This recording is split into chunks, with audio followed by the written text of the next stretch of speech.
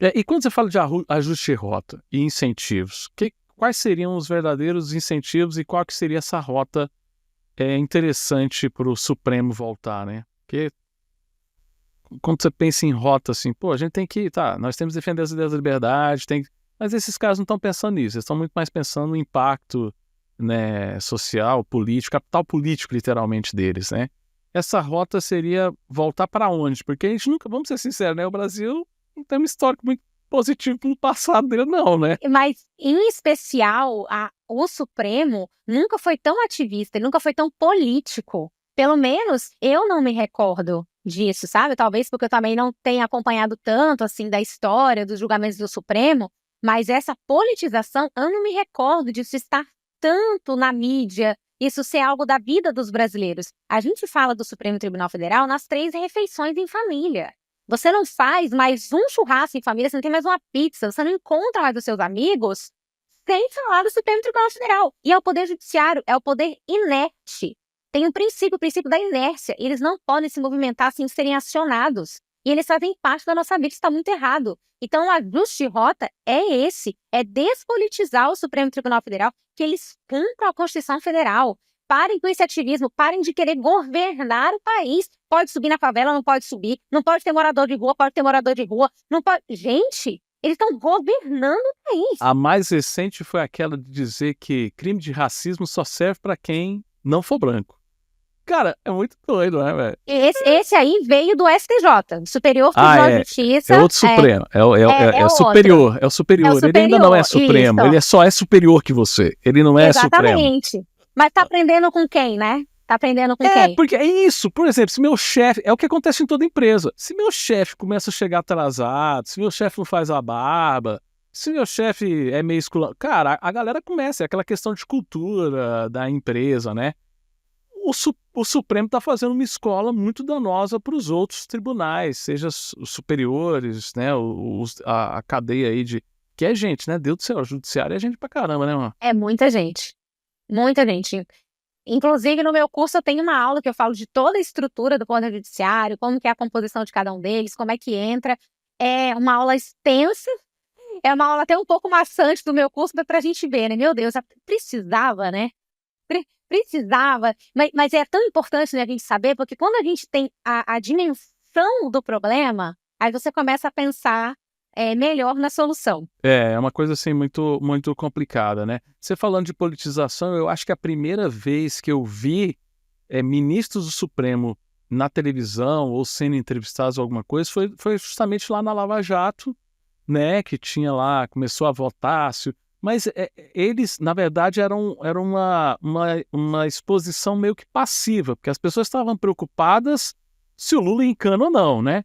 Se o Moro podia julgar ou não, que eles votaram, depois eles voltaram atrás em tudo que eles falaram, Por isso que eu te perguntei essa coisa deles voltarem atrás, porque assim, eles voltaram atrás em tudo que eles falaram. Por exemplo, processo, que não foi o processo do Lula, né? Nós temos que entender que foi um processo de um monte de gente que assumiu a culpa, que devolveu o dinheiro, e eles falaram, não, isso não existiu. Então, assim, eles já fizeram essa limpeza do passado deles quando houve interesse.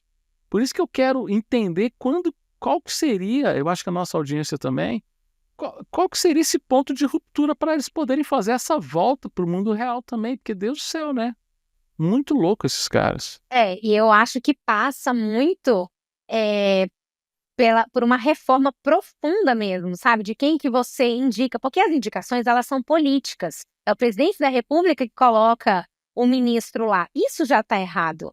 Então, você não precisa ser um juiz de carreira, você não precisa nem ter passado no concurso público para juiz, você não precisa nem ter se dedicado na vida para passar no concurso para magistratura.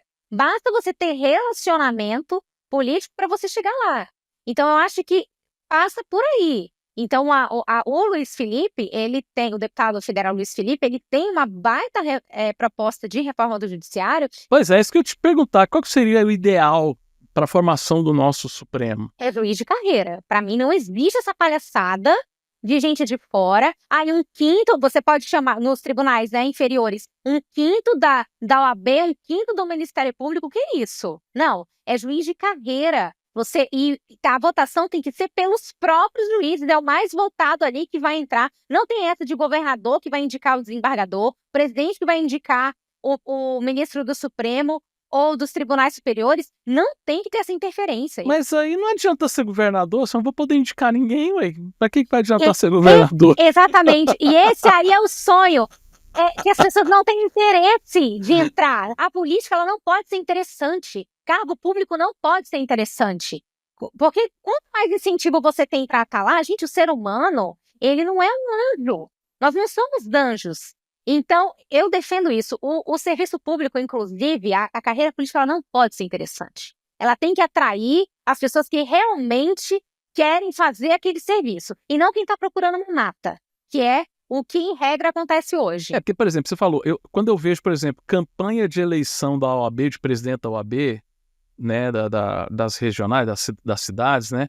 Cara, parece que os caras gastam mais dinheiro que campanha para deputado, para governador, né? A gente fala assim, pô, mas nem ganha. É porque ele tem esse poder de indicar um monte de gente, né? O presidente da OAB, ele indica...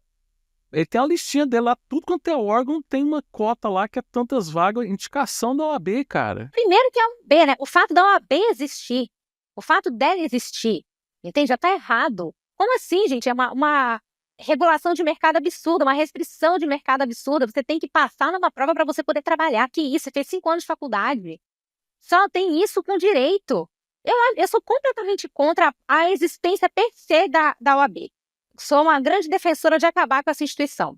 Já começa por aí. Ah, mas aí todo mundo vai poder ser advogado, aí vai regulamentar o mercado. Ah, pois é. Não, que ideia, né? Quem que pensou nisso? Pô, cara, por quê? Aí não vai ter a nossa reservinha, a nossa mamata de mercado aqui, né, velho? Exatamente. Tem até, assim, a OAB e eu acho que é o Conselho de Medicina, a coisa é tão louca que eles têm que aprovar abrir faculdade. Eles fazem a própria regulação do mercado de...